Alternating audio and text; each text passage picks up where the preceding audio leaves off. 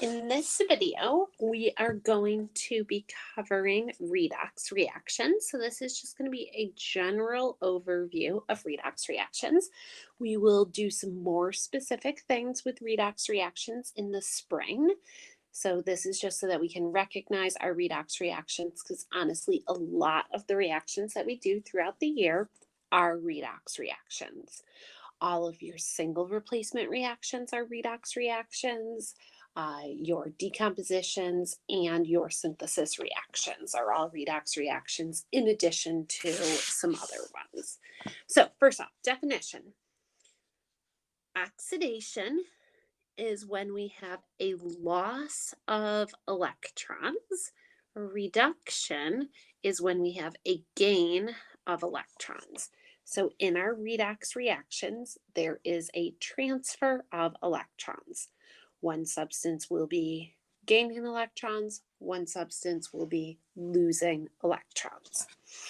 So back to our definitions. For an oxidation, if a substance loses electrons, we say it has been oxidized. So that would be something like magnesium goes to the magnesium ion. So we know in order to do that, it would have lost 2 electrons because the ion would have 2 less electrons than the atom. When a substance is reduced, it gains electrons. So if we have something like chlorine, Cl2, if that turns into the chloride ion, it has to gain electrons. If we had 2 chlorine atoms present, we would have to gain 2 electrons, 1 per each atom, to make 2 chloride ions. This is a reduction. We will talk about oxidation states on the next slide. You may remember from Regents my saying of Leo the lion says grr. So Leo is loss of electrons, is oxidation, and grr is gain of electrons, is reduction. So it's just an easy mnemonic device to help us remember that. And again, in our redox reactions, it's a transfer of electrons. One species is reduced, the other one is oxidized.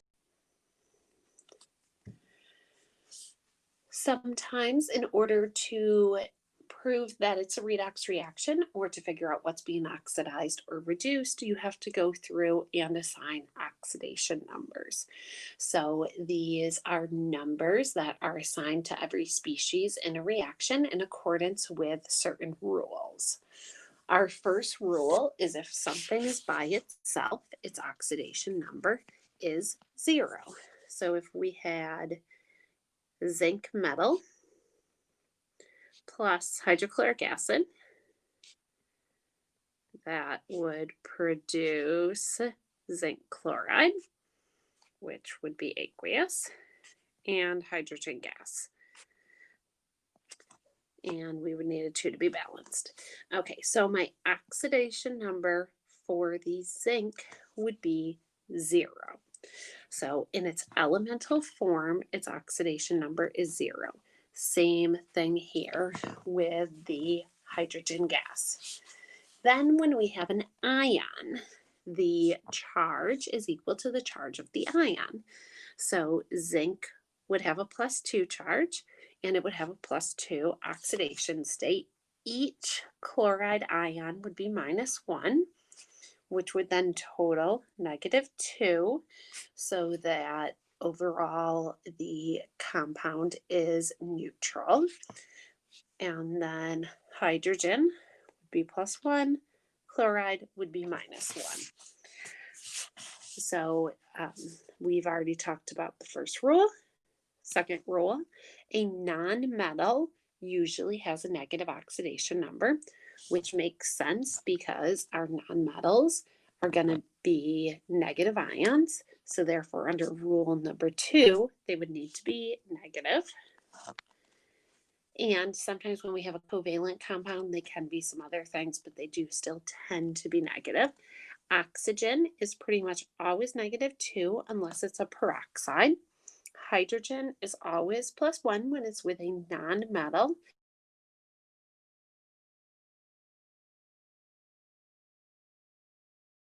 If we had like lithium hydride, lithium would be +1. So then in that case, hydrogen would be -1. Fluorine is always -1. And the rest of the halogens, the rest of group 17, is typically -1, but they can be some other things if necessary. When we are adding up our oxidation numbers in a compound, they will sum up to 0, like we did down here with zinc chloride. Zinc is +2, so each chlorine is -1. If we have a polyatomic ion, so let's say we have the nitrate ion, NO3 -1. We know that oxygen would be -2, and we have 3 of them, so that would give me -6. Overall, the oxidation numbers need to equal -1 because that's nitrate's charge. So then nitrogen would be +5. And then again, when we have an oxidation reaction, we have an increase in the oxidation number, and reduction is a decrease in the oxidation number.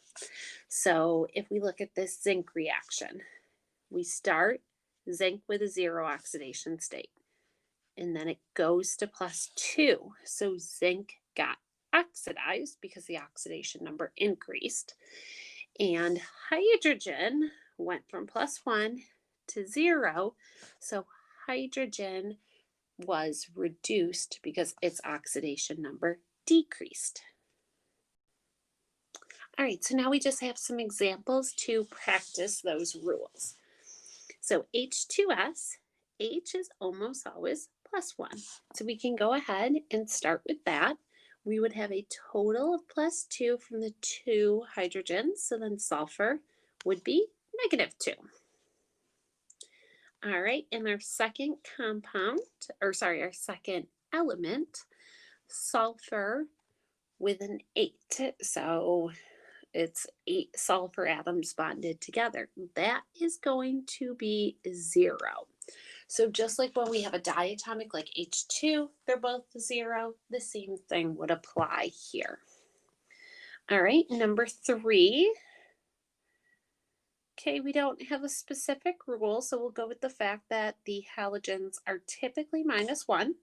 You have 2 chlorines, that would give you -2. Therefore, sulfur must be +2.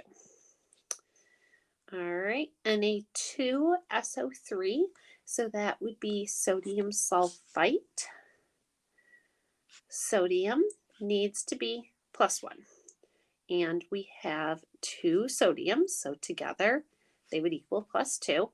Oxygen needs to be -2 unless it exists as a peroxide. -2 times 3 gives me -6. So in order to get to 0, sulfur would have to be +4. And lastly, SO4 -2. So O needs to be -2, but we have 4 of them, so that gives me -8. Since it is a polyatomic ion, the oxidation numbers need to sum up to -2. So therefore, sulfur would have to be +6 here in order to sum up to -2. So you can see it can be all sorts of different numbers. All right, we've really already been working on writing out our single replacement reactions or displacement reactions. So this is just kind of reviewing some of the things that we already know. So your single replacement reactions are going to be a metal with either an acid or a ionic salt. So you're going to have the general setup of an element plus a compound makes a compound and an element. And the element formed could be another metal, or it could be hydrogen gas. You're going to see hydrogen gas get produced when when the metal reacts with an acid. All right, if we take a look at this reaction here, we assign oxidation states. Magnesium would be 0. Hydrogen would be 0 because they're in their elemental form. I like to start with those ones. Pretty easy. Hydrogen's +1, chlorine's -1. That equals 0. Magnesium's +2. Each chlorine would be -1, so you would have a total of -2, which would then get you to your 0 overall. What was oxidized? That would be the magnesium metal because its oxidation number went from 0 to +2, and reduced would be the hydrogen ion. And we wouldn't really need the coefficient of 2 out in front. You could put it, but if you just said the hydrogen ion, that would be good.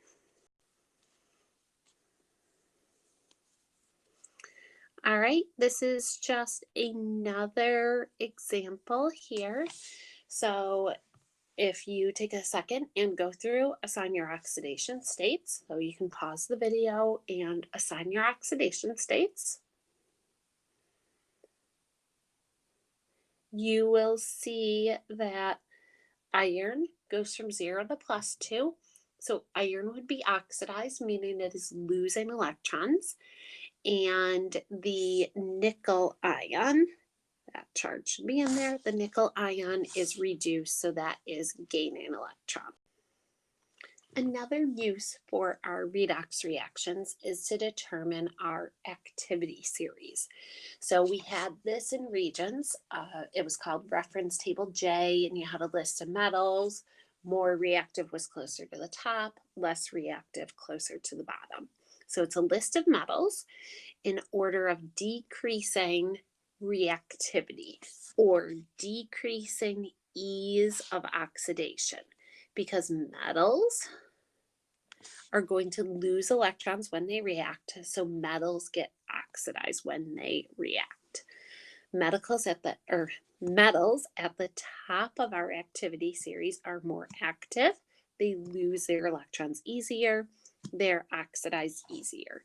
So that would be our group 1 metals and our group 2 metals, but group 1's more reactive than group 2.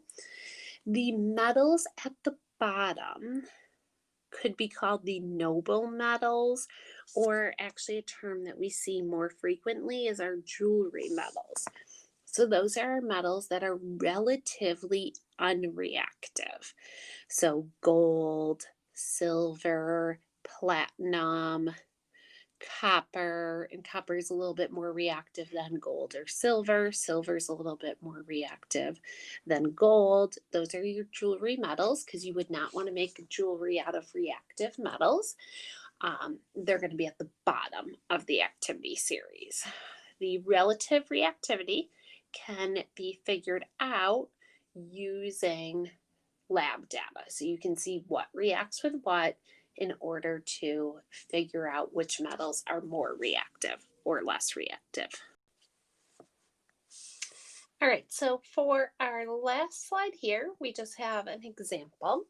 We have a couple of different metals. We have nickel, silver, lead, and copper. So out of these 4 that are involved in these reactions, we need to come up with their order of activity or reactivity. So before we even look at these reactions here, we can probably determine which one would be least reactive on the list. So hopefully silver and copper jump out at you at being low reactivity because they are jewelry metals. So silver is going to be less reactive than copper.